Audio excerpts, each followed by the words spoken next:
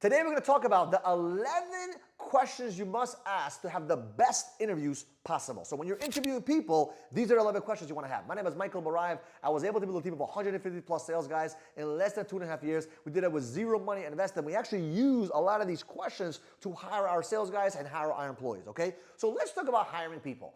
If you're trying to build a business, if you're trying to hire a business partner, if you're trying to hire an employee, you have to learn how to ask the right questions, right? So if you're trying to hire a salesperson or an employee, I'm going to give you guys some questions to ask that can identify if this person is a good fit for you or not. Now, there's not all the questions that we ask, but it gives you a little bit of a base of 11 questions. You can pick and choose which ones you like and which ones you don't like, right? And the ones that you like, use them, right? It's all for free for you guys. So next, the first question that I like to ask is, what are some of the weaknesses that held you back in the past 3 years?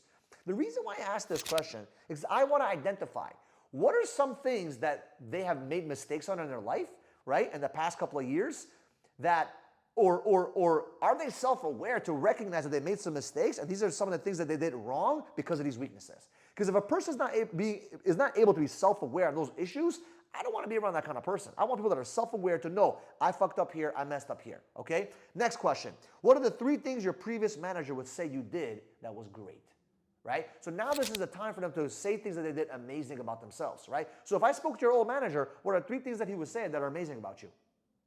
Oh, he told me I was a great this, I was a great, awesome, right? You could dig in a little bit. And why would he not say X, Y, and Z, right? Dig a little bit to figure that out. It's a great question to figure out who they are. Number 3, if you can go back 5 years, what advice would you give yourself about your work ethic, about who you are as an individual in a job?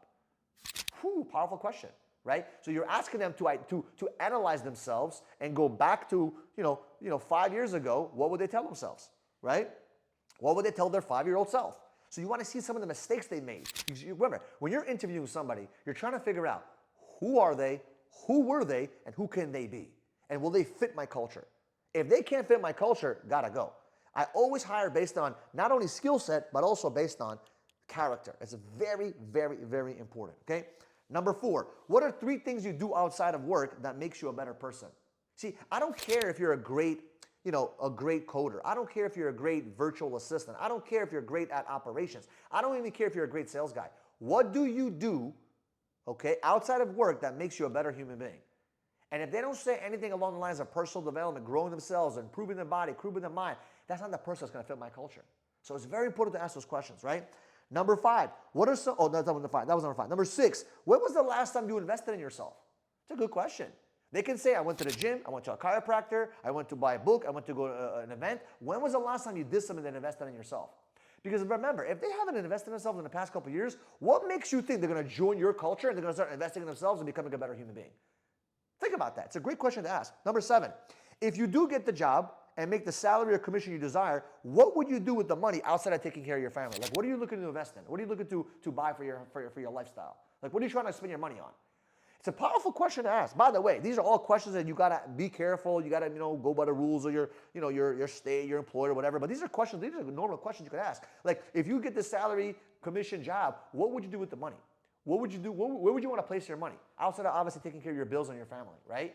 And they're gonna tell you, oh, I love hobbies. I love planting seeds and growing farms, and I love having horseback riding. Whatever it is, you'll figure out a little bit of who they are. Okay. Number 8, what are 2 things your family and friends say you suck at?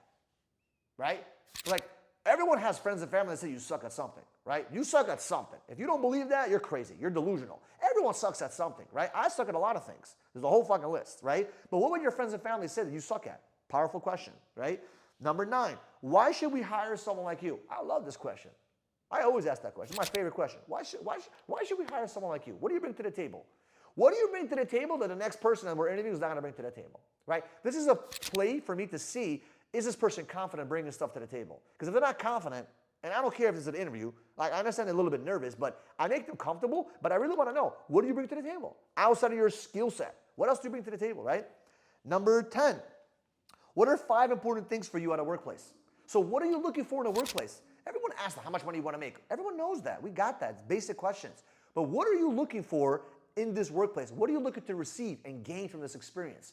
Because most people join a business not just for the money, but for the other factors as well, right? We made tons of videos on that. But the question is, what are some of those things you're looking for? And I need to know that, because if they say, I'm looking to grow, looking to become a better human being, personal development, that's perfect. That's what I'm looking for. Great, come on board, right?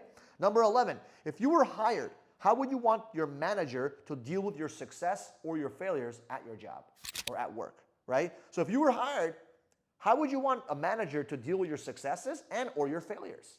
And you ask that question to figure out, how do they want to be scolded and how do they want to be rewarded and patted on the back? This is the way to figure out, do they need recognition? Do they need to be patted on the back a lot?